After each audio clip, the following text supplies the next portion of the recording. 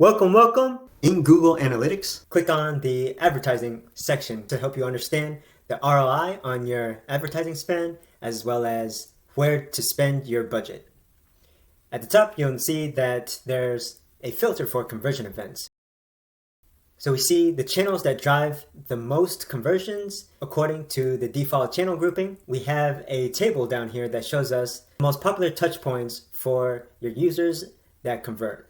If you click on the link for all channels, we'll have this report so you can see the trend of the channels that bring in the most conversions over time, as well as an aggregate for this date range with this bar chart. And then in this data table, you can see all the default channel groups. You can change the dimension to another traffic dimension.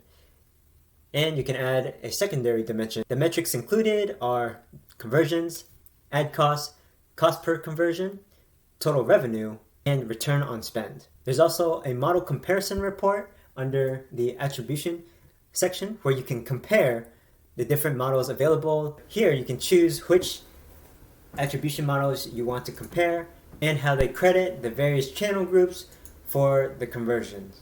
The third section will show you the comparison, the percent change between the first model and the second model. We can take a look at the conversion paths under the attribution section.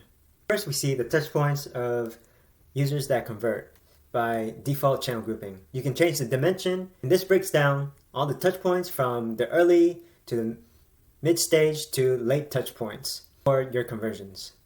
If you hover over a channel, it shows you the touch points, the credit for each stage in the conversion path. You scroll down to the data table. Here are the dimensions that you can use, but you can see the dimensions that are most popular as far as touch points. As you can see, some of these conversions require many touch points across multiple channels.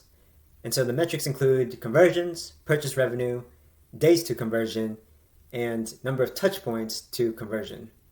If you found this helpful, like the video and leave a comment. If you want to join the Growth Learner community to learn more about analytics and data, subscribe to the channel, and we'll see you in the next episode.